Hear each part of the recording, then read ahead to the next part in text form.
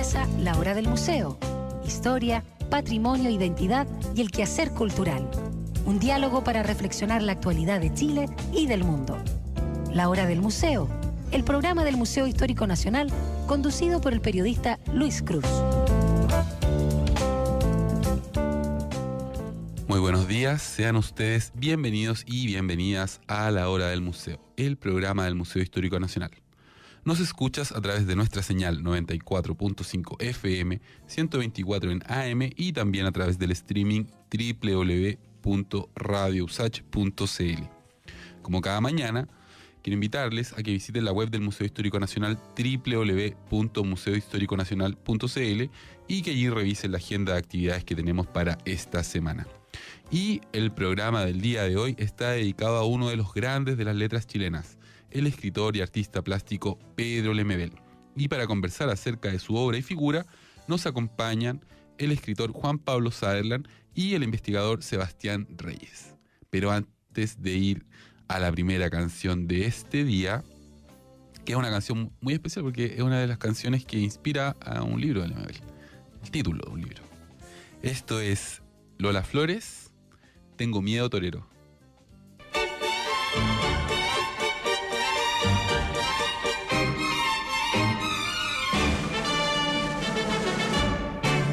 Traje de luces y negra montera, tarde de toro, la plaza reverbera. Cuando se mezclan sol y mantilla, salen al ruedo las piezas cuadrillas. Ágil y airosa la música suena, cruje transida, tardo la rubia arena. De pronto se abre el toril y siento una ansia feliz, y solo tengo ojos para mi torero. Tengo miedo, torero. Tengo miedo cuando se abre tu capote. Tengo miedo, torero, de que al borde de la tarde el temido grito flote.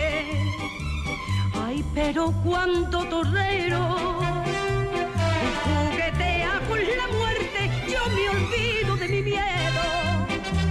En ti creo, torero, déjale, oh, torero. ¡Olé, torero!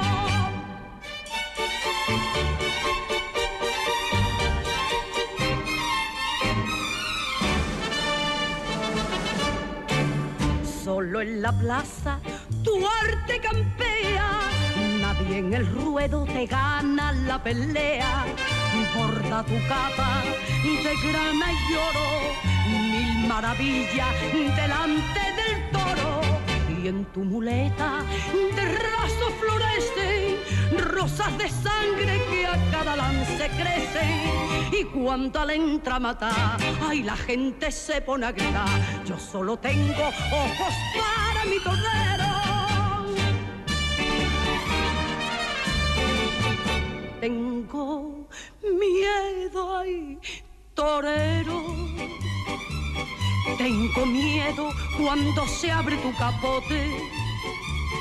Tengo miedo, torero, de que al borde de la tarde el temido grito flote. Pero cuando, torero, juguetea con la muerte, yo me olvido de mi miedo. En ti creo, torero, déjale, oh, torero. ¡Ay, torero! Ya estamos de vuelta en La Hora del Museo y hoy nos acompaña Juan Pablo Sutherland y Sebastián Reyes para hablar acerca de la figura y obra de este gran escritor chileno y artista visual también, que es Pedro Lemebel. Yo quisiera leerles un pequeño párrafo con unas palabras que Bolaño escribió acerca de Pedro Lemebel. Travestido, militante, tercermundista, anarquista, mapuche de adopción, vilipendiado por un establishment que no soporta sus palabras certeras, memorioso hasta las lágrimas, no hay campo de batalla en donde Lemebel, fragilísimo, no haya combatido y perdido. Para mí Lemebel es uno de los mejores escritores de Chile y el mejor poeta de mi generación, aunque no escriba poesía. Lemebel es de los pocos que no buscan la respetabilidad, esa respetabilidad por la que los escritores chilenos pierden el culo, sino la libertad. Sus colegas, la horda de mediocres procedentes de la derecha y de la izquierda, lo miran por encima del hombro y procuran sonreír.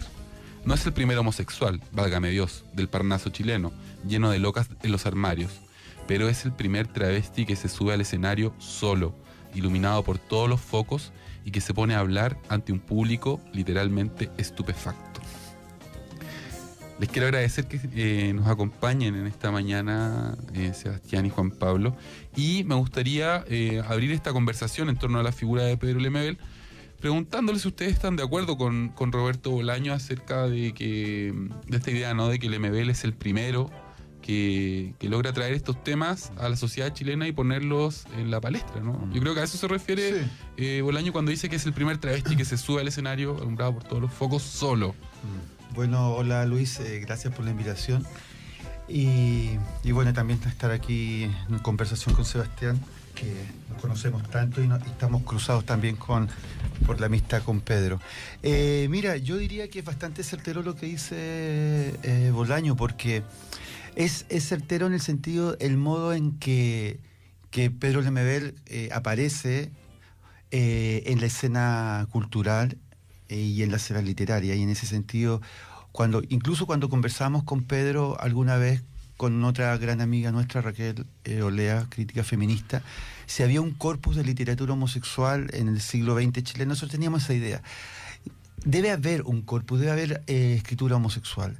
Pero, y después, obviamente, que investigando, y después yo hice un libro, Corazón Abierto, donde se levantó ese corpus, pero la figura de un autor como Pedro Lemebel, sin duda que tiene de alguna manera, otras dimensiones que están también retratadas con lo que dice Bolaño ahí, porque él se articula como finalmente un escritor, personaje, una figura, donde de alguna manera pone en escena, y no una homosexualidad que uno podría encontrar en otros textos de otros escritores chilenos, sino que pone en escena una homosexualidad popular, bastarda, digamos, fuera, digamos, de cualquier tipo de orden o de centro, y es la homosexualidad popular, es la loca como imaginario, que está situada, digamos, que se sitúa y que de alguna manera entra al espacio de la literatura chilena o el espacio del imaginario cultural, cosa que no existía como texto. Yo creo que hay algún gran texto de Donoso donde efectivamente la loca comparece que es El lugar sin límite, pero yo diría que con Pedro se conjugan varias cosas particulares que no se dan en otros escritores. Claro. ¿Y tú, Sebastián? Lo que dice Bolaño sobre esto que los escritores pierden el culo por la fama me parece un comentario, por decirlo menos, extraño, podría ser incluso homofóbico, no sé bien a qué se refiere con eso, pero hay un lugar ahí donde Bolaño pone el culo como un lugar de debilidad o de pérdida. Yo creo que Lemebel diría todo lo contrario, diría en vez de hay que poner... De hecho, lo dice en el manifiesto. Claro, dice, digamos, claro, exactamente, Lemebel diría hay que poner el culo, en vez de poner el otro lado de la cara, habría que poner el culo, compañero, dice Lemebel en alguna parte. Pero respecto a su figura y comparándolo con lo que dice Juan Pablo respecto a la Manuela en El lugar sin límites, yo creo que la diferencia ahí es que Lemebel le otorga una conciencia política a la Manuela, y en ese sentido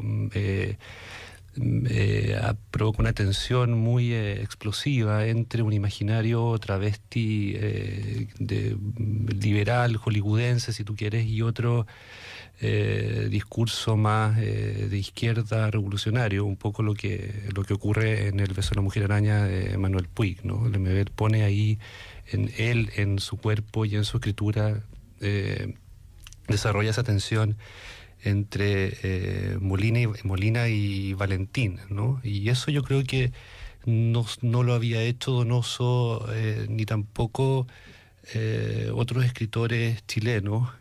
Sí, me parece que Manuel Puig tal vez era el escritor que había avanzado un poco en esa dirección, y Berlinguer también, de una manera distinta, que influencia mucho Lemebel, ¿no? Pero Lemebel en Chile, por muchas características, yo creo que pone esas dos visiones de mundo en juego, las pone en tensión de una manera muy explosiva y en definitiva también bastante novedosa.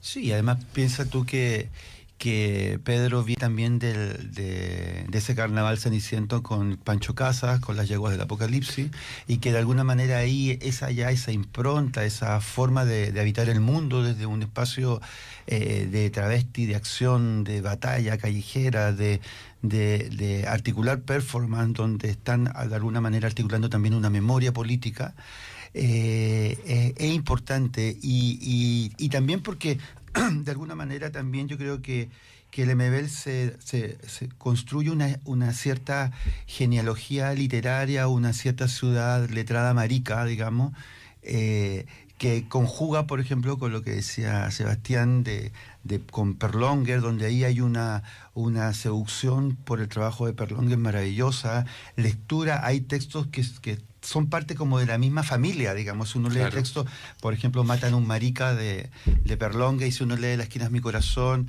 y lee el último texto, Las amapolas también tienen espina, son textos que tienen una similitud en términos de lo que están planteando, lo que están construyendo, obviamente que son distintos en sus formas, pero que de alguna manera también son primas en su constitución, digamos, son textos de primas, en el sentido de que y además Perlonger también es un escritor además es un antropólogo, es un intelectual, es poeta, fue activista de las primeras organizaciones del Frente de Liberación en Argentina, antes de la CHA, que era un frente muy politizado, muy de izquierda. Las lecturas de Perlonger son lecturas de Foucault, de Deleuze. Entonces hay una conjunción de muchos elementos que también Pedro toma, digamos, en su propia escritura. Por ahí me soplaron, Gonzalo León, el escritor Gonzalo León, que el MBL había estado el año 83 en Argentina, que lo había invitado Jaime Lepé, y que vivió quizás esta idea, ¿no? O sea, si pensamos el contexto sociopolítico argentino versus el contexto sociopolítico chileno y el trato que la sociedad le da, ¿no?, a la figura del homosexual o del travesti, es evidente que en Argentina estaba más avanzado, por decirlo de alguna forma, ¿no? Y creo que no sería descabellado pensar que en estos primeros viajes del MBL conoció a Perlonger. O sea, se cruzaron porque Jaime Lepe, gran amigo de Pedro, conoció a Perlonger mucho tiempo y yo creo que Jaime de alguna manera hizo el cruce también para que se conocieran, porque Jaime Lepe, que un cantante, un artista de performance, Dagme, que lo conocemos como Dagme, Dagme se metió al circuito de Perlonger porque Perlonger era daimista, ¿no? Hacía todo el tema de la ayahuasca, el del santo daime. Y ahí viene también un cuento, digamos, de cercanía con ese lugar y con Perlonger. Claro. Bueno, para los que son más jóvenes, porque este programa tiene auditores jóvenes, me gustaría que conversaran un poquito acerca del contexto sociopolítico en el que el MBL empieza a desarrollar su obra y sus performances, porque, o sea, no es un dato de la causa que todo el trabajo del MBL se inicia, ¿no?, en una dictadura horrible que teníamos acá en Chile, y el trabajo con la yegua del Apocalipsis, el manifiesto que es del 86, estábamos con la dictadura militar en pleno, y hacer esto habla de una valentía tremenda del MBL. Entonces, ¿qué sabemos del MBL? Que viene de clase obrera, que nace en el San Juan de la Guada, se cría ahí. ¿Podrían ustedes darnos algunas luces respecto a los primeros pasos del MBL en la literatura? O sea, por ejemplo, si uno piensa que el espacio, digamos, el territorio que ocupa Pedro y que ya lo tiene también en los libros, por ejemplo, San Juan de la Guada. Claro. O sea, Pedro pasó una infancia en La Pobla, es de San Miguel. Y ahí él también va a rescatar todo ese imaginario, digamos, de la periferia, de la Pobla, de la precariedad, de la pobreza, también del colegio. Hay textos maravillosos de la infancia, acuérdense ustedes de Margarito, por ejemplo. Entonces, hay una politización. Pedro también estudió arte en la Chile, y eso quedó truncado con el golpe. Claro. Entiendo que él alcanzó a hacer clase. Sí, alcanzó a hacer clase y... Pero lo echaron de los colegios donde hizo clase. Claro, porque bueno, también piensa tú que estamos hablando hace más de 30 años, estamos hablando hace mucho tiempo, y en ese tiempo, obviamente, pensemos en el contexto, por ejemplo, de la homosexualidad. En Chile se penalizaba la homosexualidad. O sea, la sodomía era un delito. Claro, era un delito. Y había, y yo creo que el más peso, incluso más peso que la ley, porque la ley de alguna manera articulada como una violencia simbólica, digamos, porque nadie llegaba a tu casa con la ley, sino que era más finalmente el tema cultural, el tema social, digamos, de tanto de la represión política, pero también de la represión, digamos, a los homosexuales, claro, a las lesbianas, a las travestis. Piensa tú que la primera organización lésbica feminista en Chile, Ayuquelén, surge a partir de la golpiza que se le da a una lesbiana en el centro de Santiago, en el Jaque Mate, que estábamos recién hablando, a la Mónica Briones. Entonces, el contexto de violencia política, de violencia sexual, de violencia respecto a los temas que hoy día nos parecen quizás bastante más cercanos en el espacio público, eran una locura. Incluso la aparición de las propias yeguas en el espacio público fue un acto de desacato, digamos, incluso para el espacio cultural, para la escena avanzada, porque finalmente ellos hacen una acción callejera, ¿no? Exacto. Entonces, en ese sentido, creo que hay hartos cruces, y es un momento muy importante que configura, que yo creo que Pedro va a retomar todo, de alguna manera su escritura se funda con ese cruce, con toda esa violencia de ese contexto. Sebastián. Yo creo que uno podría analizar la aparición de las yeguas del Apocalipsis de Pedro Lemebel primero al interior en referencia al interior del campo del arte, y ahí uno tendría que mencionar dos artistas por lo menos que son cruciales. Uno, Carlos Lepe, que es un artista que funda un poco la performance en Chile con varias presentaciones que son muy densas estéticamente y políticamente. Y por otra parte, Juan Dávila, con una pintura también muy importante. Entonces, ellos tienen que enfrentarse a estos dos grandes artistas y ver cómo cómo hacen se desmarcan o hacen algún aporte, o se insertan o dialogan con esos dos artistas. Y yo creo que lo hacen exitosamente. Y luego hay un contexto político, desde luego, externo, entre comillas, a este campo del arte en plena dictadura, y creo que una de los logros de las yeguas del Apocalipsis es sacar a estos dos otros artistas del closet, aunque Lepe tenía una performance que se llama Armario, ¿no? Pero sacarlos del closet en el sentido de llevarlos a la calle y hacerlos mucho más activistas.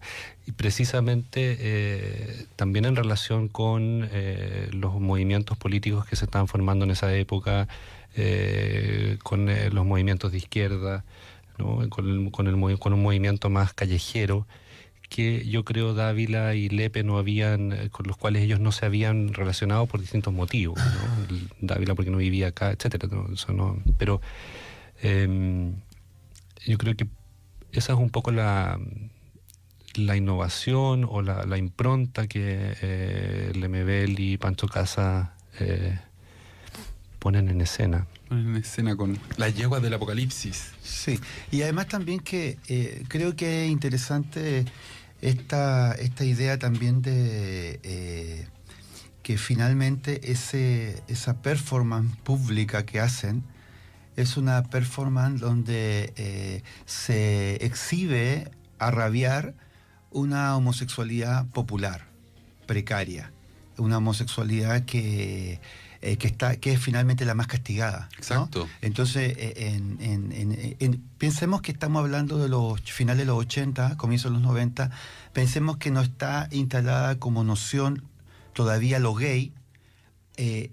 Incluso en el momento que se empieza a instalar al inicio, lo gay tenía toda como noción en ese momento una potencialidad política. Hoy día podríamos discutir otro programa de ver si efectivamente esa noción sigue o no cuenta con esa latencia política que tenía hace 30 años antes, cuando los movimientos homosexuales en el mundo comienzan con toda una política. Pero es interesante que lo que las yeguas articulan lo ponen en el lugar más, que siempre es el lugar de batalla, que es el espacio público, ¿no? Que también coincide también con un elemento también importante, yo creo, en las yeguas, es el feminismo. Y yo creo que en este contexto político de hoy día, creo que las yeguas son hijas del feminismo, de un feminismo cultural, de un feminismo... mencionemos a esas feministas, ¿no? Pues está Nelly Richard, está Diamela Eltit. Bueno, ahí está la Diamela, ahí está Carmen Bergen, está Diamela Eltit, está Soledad Bianchi, ahí está a finales de los 80 el Congreso Feminista que se realiza. Exacto. Entonces hay una contaminación con todo el trabajo. Las yeguas siempre, cuando salían a la calle, decían... trabajaban con la idea de lo personal es político y decían los tacos son políticos, ¿no? Entonces tenían una una genealogía que se cruza con esta modo de alguna manera de comparecer en el espacio público, que también coincide con un feminismo de los 80, que es un feminismo que irrumpe públicamente, democracia en el país, en la casa, y que hoy día, increíblemente hoy día, está rondando, digamos, está con distintos tipos de visiones que uno puede tener. También es un espacio y un lugar interesante políticamente de lo que está pasando hoy día. Y yo diría que ese feminismo de los 80 es un feminismo donde se va a cruzar muy potentemente también la forma de leer también al MB, la forma de también de construir. Piensa tú que, por ejemplo, que generalmente las presentadoras de los libros del MB son todas las amigas feministas, claro, que empiezan a hacer que tienen una cercanía, digamos, con su trabajo y con las lecturas también que Pedro tenía. Exacto. Bueno, los quiero invitar a la segunda canción de esta mañana. Es una canción que la escribió alguien, la canta alguien que yo sé que le gustaba mucho al MBL, que es Manu Chao, ¿no? Uno de los grandes amores en la vida del MBL era Manu Chao. Y vamos a escuchar Me Quedo Contigo.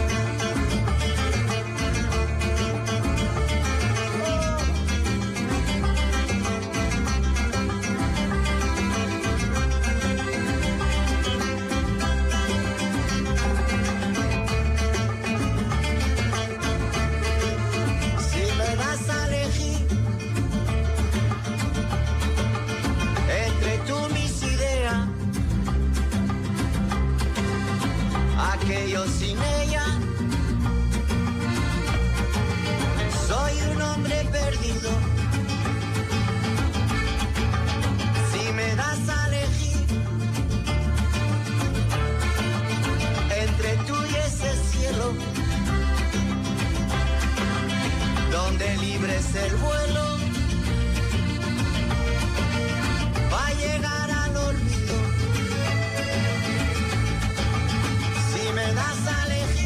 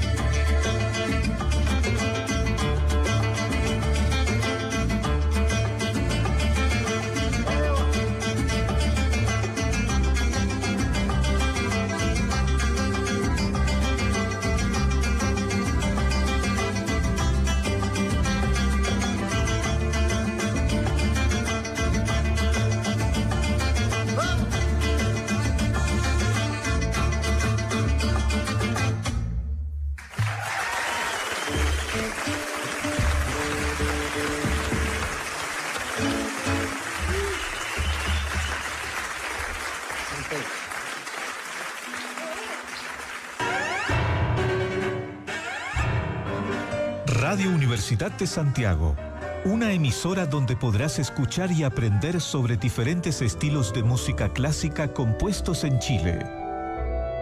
Te invitamos a que juntos valoremos a nuestros creadores y creadoras.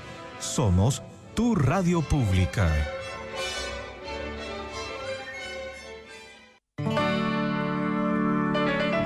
Te invitamos a ser parte del debate de los candidatos a rector de la Universidad de Santiago, quienes este viernes a las 13 horas en el programa Sin Pretexto de Radio Universidad de Santiago y Canal 48 de Televisión Abierta Digital de la Universidad intercambiarán sus ideas, propuestas y sueños para el periodo 2018-2022. ¡Te esperamos!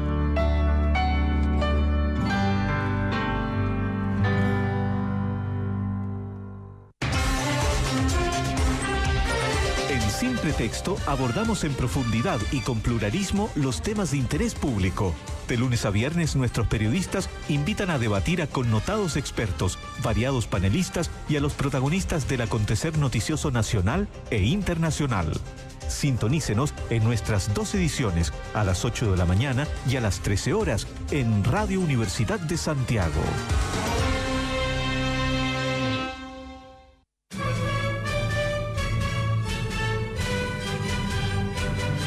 Les invitamos a escuchar Sonata Austral, un espacio de conversación con compositores, intérpretes e investigadores musicales vinculados a la música clásica creada en Chile. Este programa se transmite los lunes y los domingos a las 20 horas. Sonata Austral, un programa producido y conducido por Álvaro Menantó. Radio Universidad de Santiago.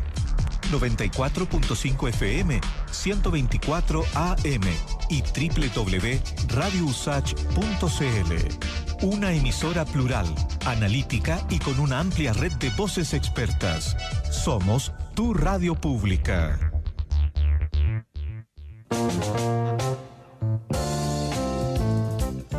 No soy Pasolini pidiendo explicaciones, no soy Ginsberg expulsado de Cuba, no soy un marica disfrazado de poeta.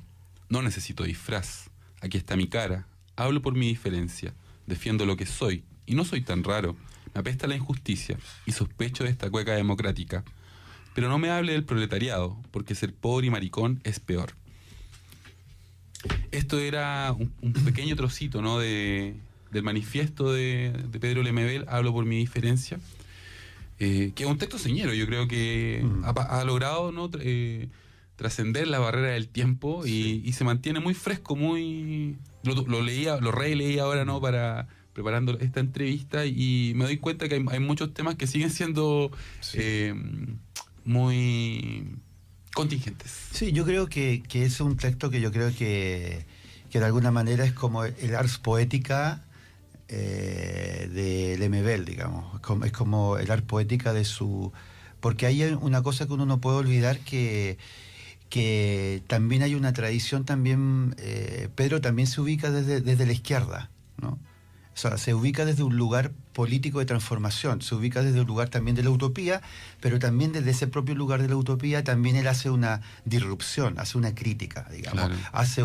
Le exige, digamos, a la izquierda, digamos, que de alguna manera esa utopía que la izquierda no contemplaba, que en esa utopía política no estaba la homosexualidad. No estaba contemplada, se castigaba. No estaba, ahí se castigaba, lo sabemos muy bien que militamos los años 80 en juventudes políticas de izquierda.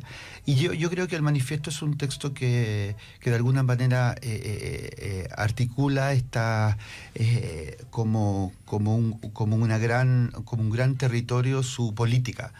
Y donde pone también distintos tipos de énfasis, ¿no? De lo utópico, esta interpelación, piensa tú que Pedro fue una figura súper importante en el Partido Comunista, en su relación de amistad con Gladys Marín. Entonces él proyecta de alguna manera él va a proyectar una alianza entre comillas para de alguna manera hacer avanzar al PC en estas visiones también que el PC tenía tan conservadoras y con esta misma moral burguesa de la derecha respecto a la homosexualidad. Entonces esta visión del hombre nuevo sin homosexuales, ¿no? Y con el Pedro hicimos y con Gladys, por ejemplo, en el mismo hubo iniciativas que articulamos, como el Comité de Izquierda de Diversidad Sexual en el mismo PC. Ahora esos cambios son lentos, tampoco uno pensaría que eso es también un cambio lento, pero lo que se hizo ahí en términos él de alguna manera impacta culturalmente en tanto en la cultura de izquierda y en otros partidos políticos, obviamente, y en Chile en general. O sea, yo creo que, por ejemplo, al Corazón Abierto se abre el libro, yo creo que se abre con un manifiesto, porque creo que es de alguna manera una poética que él instaura como lugar, digamos, como es relevante, yo diría, absolutamente. Sí, ya está ahí en forma incipiente este conflicto entre, por una parte, el imaginario de la loca, que es un imaginario donde ella no quiere asumir su realidad de clase, ni su realidad sexual, ni su realidad entre comillas, porque lo que el travesti o la loca más bien pretende escapar a eso a través de la imaginación, del disfraz, de la máscara, del carnaval, etcétera, ¿no? Y yo creo que esa manera de estar siempre en fuga se contrapone a este requerimiento ordenador, racional de la conciencia política comunista. Entonces son dos utopías distintas. Una podría ser la utopía del sueño, o de la fantasía, que está más bien asociada a una cultura, como te había dicho antes, de las películas hollywoodenses, de la novela rosa, del cancionero sentimental, etcétera. Y por otro lado, de la utopía comunista, que es una utopía más bien totalizadora, racionalista. Y entonces Lemebel encarna ese conflicto ya en este manifiesto, y después yo creo que la obra donde más lo desarrolla es en Tengo miedo torero. Es la única novela que escribió. Es la única novela que es exactamente el mismo conflicto que hay en El beso de la mujer araña. Claro.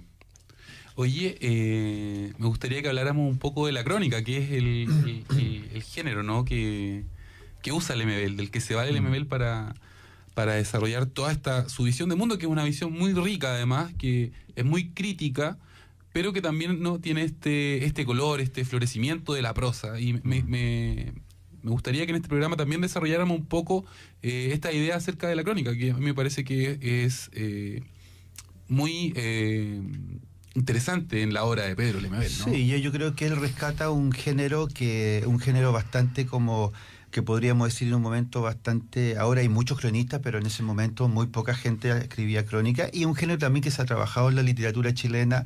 Hay, no sé, Eduardo Bello, hay grandes cronistas, pero cronistas obviamente también de su clase, ¿no? Entonces en ese sentido lo que hace el Pedro es utilizar o volver la crónica resignificada para sí, para el mundo popular, porque finalmente si uno ve a través de la crónica de Pedro, ve el mundo popular. Ve el mundo también, también el mundo crítico, ve el activismo, ve muchas dimensiones de lo popular, puesto de una manera alegórica, que se cruzan con distintos sentidos que a Pedro le interesaban como autor. Y yo diría que también hace también se va a emparentar de alguna manera en poner la crónica como espacio social donde el mundo popular es el centro, con la crónica latinoamericana. Es decir, va a conseguir un estatus de diálogo con otros cronistas, y en ese sentido creo que uno de los cronistas que puede cruzarse muy bien con él fue Carlos Monsiváis, que incluso Pedro para un congreso que se hizo en los años 90 de Utopías, donde es invitado Monsiváis, Pedro lo presenta, ¿no? Presenta a Monsiváis y después adquieren una relación de amistad importante. Entonces, la crónica además se va a oponer de alguna manera también a toda esta irrupción exitosa de la nueva narrativa chilena. Se va a oponer también a géneros que han sido de alguna manera siempre hegemonizados, entre comillas, por una clase, ¿no? En el sentido de que siempre decía el Pedro, hoy me aburren en los cuentos, esos cuentos para talleres de viejas cuicas, y la novela, hoy qué agotador la novela, ¿no? Como lo veía como un tótem absolutamente hegemónico, ¿no? Y en ese sentido creo que la crónica también surge, y me parece bonito que la conversemos acá en este programa de radio, porque la crónica del Pedro surge también como una urgencia política y también como un texto es un texto también de batalla que está entre el periodismo y la ficción, si uno lo pudiese definir, digamos. Claro. Y en ese sentido, cuando Pedro empieza a hacer, empiezo a hacer el programa de radio El Cancionero, yo recuerdo que, por ejemplo, con Víctor Hugo Robles, nosotros los invitamos a leer las primeras crónicas en el programa de radio ahí en Radio Tierra, porque lo teníamos, era un programa que teníamos Triángulo Abierto desde el movimiento homosexual, y Pedro va a leer esas crónicas, y Pedro tenía este oído tan privilegiado con la cultura popular, con la coloquialidad. Entonces, obviamente, en las crónicas el Pedro se muestra ahí con una maestría absoluta de sentir esa oralidad popular. Eso es bien impresionante. Eso es de poner en escena eso. Entonces, y con lo radial, de alguna manera, Pedro profundiza eso, porque cuando Pedro entra a trabajar la crónica, pero también con lo radial, con la música, Pedro de alguna manera descubre una puesta en escena de su voz. Y eso también es importante, porque las crónicas hacen que él ponga en escena su voz y que le ponga música y después vemos a ese Pedro Lemebel puesto en escena en la Feria del Libro con miles de personas intentando entrar a su show performance de alguna manera, donde la lectura va a ser un lugar importante, porque también hay una conexión con la oralidad, con la voz, con una escena, ¿no? ¿Sebastián? Bueno, la crónica tiene una historia muy larga. En principio fue el texto de los cronistas imperiales, después tiene otras versiones en el siglo XIX, como dice Juan Pablo, más parecido a lo de Joaquín Edwards Bello, que es como el comentario de la crónica social, y Lemebel revierte el género, lo hace popular. Ahora nos ponemos a preguntar qué es lo que tiene específicamente la crónica de Lemebel que la hace tan particular, y yo creo que podríamos decir que por una parte recoge voces que ya estaban en la literatura chilena, sobre todo en Donoso. Creo que hay una influencia de Donoso, que no sé si es directa o no, pero Donoso ya había de alguna manera desarrollado esa voz popular, femenina, de la loca y no de la loca, de las mujeres. Y Lemebel entonces tiene un poco esa lengua femenina de la cocina, de la esquina, de la vecina, de la calle, que es una lengua además aguda, incisiva, ¿no? Y en la mezcla con otra lengua que sería la del travesti, la lengua de la loca, que es también incisiva, antipática, provocativa, corrosiva. Entonces, no es que Lemebel sea original, o sea, es original, pero no, digamos, lo que quiero decir es que yuxtapone varios registros que ya estaban circulando en la ciudad y que ya estaban circulando incluso en la literatura. Pero piensa tú, por ejemplo, que el registro que tiene Donoso de esas voces es un registro también de clase, porque es un registro donde pone en evidencia que son esas voces de clase. Claro, piensa tú en las viejas. Son viejas, pero esas viejas son nanas, son las domésticas, digamos, son las pobres. Sí. Entonces, en ese lugar no es el mismo lugar, porque Pedro Donoso la articula en un espacio social donde efectivamente esas voces serán las voces de la servidumbre, digamos, son las voces de una clase, digamos. Cuando están, pensamos por ejemplo en las viejas de El obsceno pájaro de la noche, esas viejas son las que son parte de la familia, pero también son las nanas, pero, evidentemente ahí hay una voz periférica, digamos, que está puesta, pero evidentemente hay una diferencia en el lugar de enunciación, cuando esas voces son efectivamente voces que tienen una centralidad en esa escritura. Sí, bueno, Tengo miedo torero también, aunque eso es novela, pues se parece mucho a la crónica, no hay tanta diferencia, pero ahí también hay una mujer que es sirvienta, no sirvienta, pero es la costurera o modista, ¿no? Es la costurera, ¿no? De Pinochet. De la Lucía Iriart. Claro. Exacto. Entonces, bueno, pero lo que quiero decir es que ya había en la literatura chilena, creo yo, en Donoso, de alguna manera esta voz femenina carnavalesca, aguda, que Lemebel de alguna manera vuelve a retomar.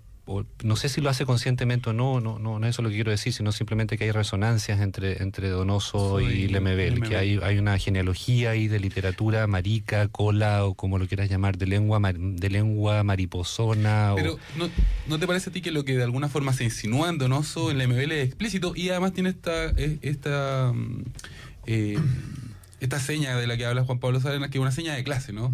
Lemebel está hablando desde una clase totalmente distinta a la de Donoso. No, pero Lemebel también habla de la clase proletaria, que es la clase. Lo que pasa es que Donoso más bien habla de la clase campesina, o sea, reproduce las voces de la clase campesina, y Lemebel sería más bien la clase proletaria urbana. Sí. Pero, y claro, Lemebel desmarca un poco a la loca de su lugar de clase, pero Donoso también. La Manuela también se quiere, por ejemplo, desmarcar de su lugar de campesina, ¿no? Y quiere ser otra cosa en sus fantasías, etcétera. Así que, bueno, hay evidentemente diferencias, pero volviendo a lo de la crónica, creo que le permite a Lemebel usar varios registros distintos y atacar el establishment literario o la escena de la novela, no solo de la nueva narrativa, sino que de la novela en general, que a él le parecía, yo creo, un género más bien burgués, anquilosado, para señoras de tertulia, y la crónica en cambio tiene un rol aquí como de batalla, callejero, a la deriva, ¿no? Siguiendo un poco esta idea también de Perlonguer, ¿no? De ocupar la esquina. Exacto. Eso es bien interesante, porque de hecho los libros de crónica de Lemebel fueron escritos no como libros, ¿no? Primero circularon en revistas, en diarios, en la radio. Ahora yo quiero igual como hacer un vínculo y finalmente por qué la crónica. ¿Por qué la crónica en Pedro? ¿Por qué se lee? La pregunta que estaba haciendo Sebastián. ¿Por qué se lee? Se lee porque finalmente el mundo popular entra con todo. Y en ese sentido es obvio, digamos, que el imaginario que pone, que las voces que pone, son voces que no estaban relevadas en la literatura chilena. Exacto. No estaban, o sea, si uno, claro, lo puede encontrar en la literatura social, pero de alguna manera lo que hace Lemebel es poner en escena un mundo que no estaba puesto, y por eso se va a leer. Incluso Pedro está en el borde del folletín, digamos, está en el borde del folletín, está en el borde de una cosa alambicada, ciútica, pero que también está cruzada con otro tipo de tradiciones escriturales y críticas de alguna manera. Entonces, ¿por qué lee a Pedro la señora de la esquina, la señora que está en la feria, y por qué los libros se piratean?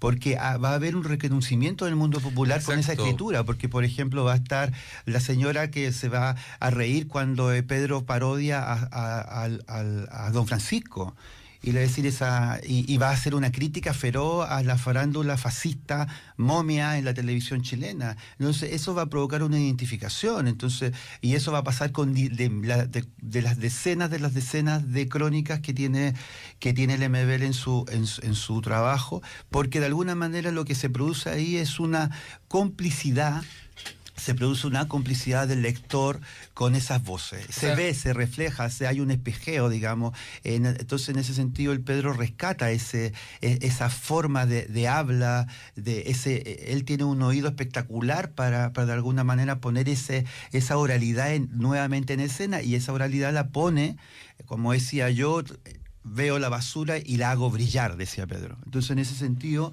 él va a rescatar con un oído único. Y en ese sentido creo que el éxito es porque hay una complicidad, pero también hay una puesta en escena de lo popular que no había sido puesto de esa manera tan brillantemente, ¿no? Exacto. Como lugar. O sea, de eso da cuenta, ¿no?, lo que pasó con la muerte del MBL. O sea, pensemos cuántos escritores tienen, ¿no?, una despedida como la que tuvo, cuántos artistas chilenos logran conectarse con su pueblo, porque la conexión del MBL es con su pueblo. Exactamente. De la forma en que lo hace Pedro, ¿no? Para mí el funeral del MBL dice mucho acerca de esta idea que tú estabas hablando, de cómo la gente no lograba conectarse con sus textos, verse reflejados tanto en el habla, en las cosas que pasaban en las crónicas, en los personajes que provocara ser leído, porque ¿qué escritor se provoca esa lectura así masiva? ¿Qué escritor provoca esa lectura masiva? Poco. O sea, estamos hablando de escritores, ¿no?, que apelan a la calidad literaria. Exactamente. ¿No? Oye, bueno, nos queda poquito tiempo, pero me gustaría que antes de cerráramos el programa, habláramos acerca de la proyección de la obra del MBL o de la influencia que ustedes ven que ha tenido las nuevas generaciones de poetas y de escritores. ¿Es influyente el MBL para las nuevas voces de la narrativa, de la poesía chilena, creen ustedes? Yo pienso que que el MBL se inserta otra vez en una genealogía literaria que abre nuevas posibilidades.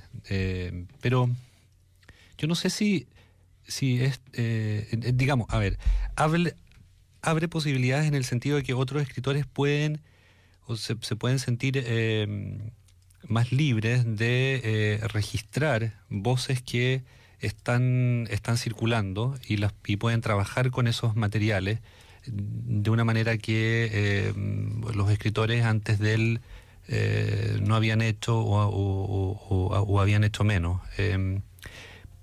Entonces, si un escritor, por ejemplo, quiere trabajar con voces homosexuales o gays o maricas o mariposonas o de neobarroso o de neo no sé, ¿no? Lo que como queramos ponerle, va a poder aprender del MBL algunas maneras tal vez de poder trabajar con esas voces, pero tiene que, como dice Juan Pablo, saber escuchar, digamos. Porque yo insisto que esa voz del MBL es una voz que está en la calle y que el MBL registra, la mediatiza obviamente a través de su crónica y a través de su genio literario, pero lo que tal vez podríamos aprender del MBL es cómo trabajar con materiales o reciclar voces que ya están circulando en la ciudad y en este caso en los ambientes de la loca serían los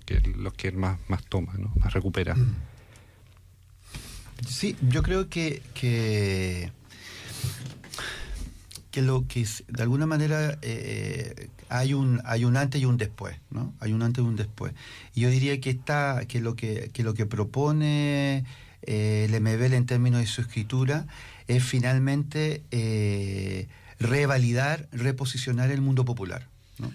Y creo que en ese sentido, y no solamente con la loca, no solamente con la idea de la loca, porque obviamente la loca tiene una centralidad, pero con el mundo popular, digamos. O sea, también está la mujer del mundo popular, está el chico que va a la barra de Colo-Colo, está el estudiante, como Ronald Good, ¿no?, que lo matan en una marcha. Porque hay una politicidad ya en poner al mundo popular como un lugar central que no está puesto ningún otro escritor con esa capacidad, con esa habilidad, con esas políticas, digamos, de denunciarlo. Entonces, en ese sentido, es una influencia atroz, diría yo, una influencia atroz, porque es una influencia que tiene que ver cómo habitamos el mundo y cómo lo percibimos y cómo él hace que de alguna manera traduzca de una manera tan espectacular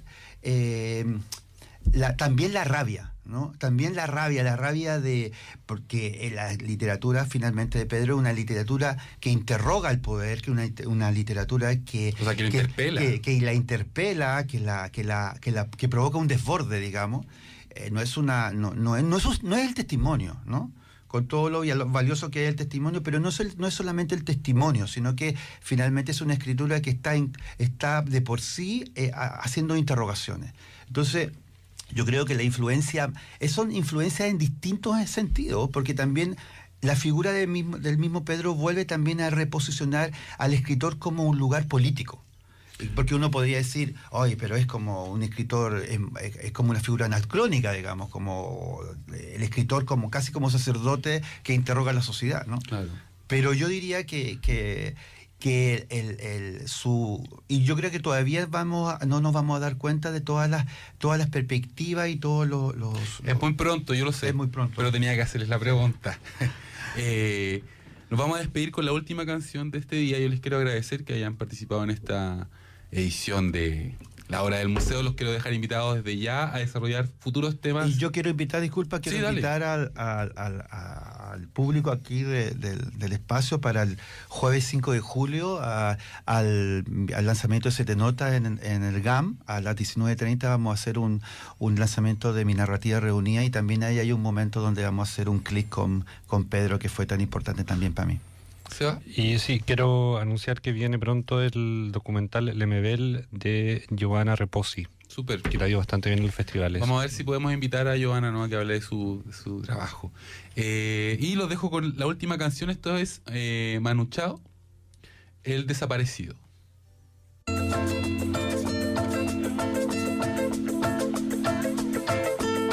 Me llaman el desaparecido, cuando llega ya se ha ido. Volando vengo, volando voy, deprisa, rumbo perdido. Cuando me buscan nunca estoy, cuando me encuentran yo no soy el que está enfrente, porque ya me fui corriendo más allá. Me dicen el desaparecido, fantasma que nunca está. Me dicen el desagradecido, pero esa no es la verdad. Yo llevo en el cuerpo un dolor que no me deja respirar. Llevo en el cuerpo una condena que siempre me echa a caminar. Me dicen el desaparecido, que cuando llega ya se ha ido. Volando vengo, volando voy, deprisa, rumbo perdido.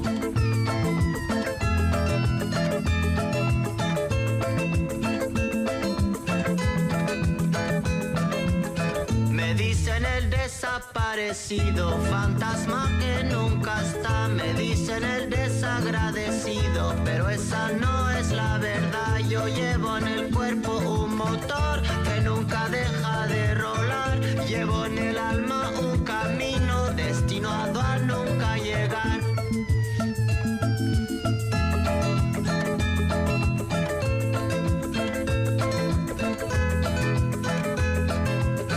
Cuando me buscan nunca estoy, cuando me encuentran yo no soy el que está enfrente, porque ya me fui corriendo más allá. Me dicen el desaparecido, cuando llega ya se ha ido. Volando vengo, volando voy, deprisa, rumbo perdido, perdido en el siglo,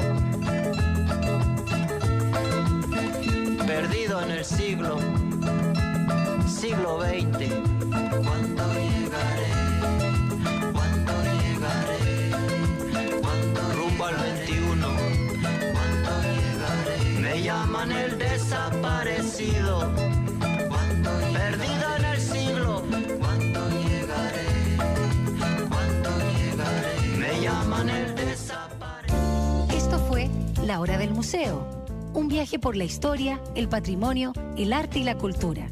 El Museo Histórico Nacional y Luis Cruz te esperan de lunes a viernes a las 11 horas con nuevos capítulos de nuestra historia.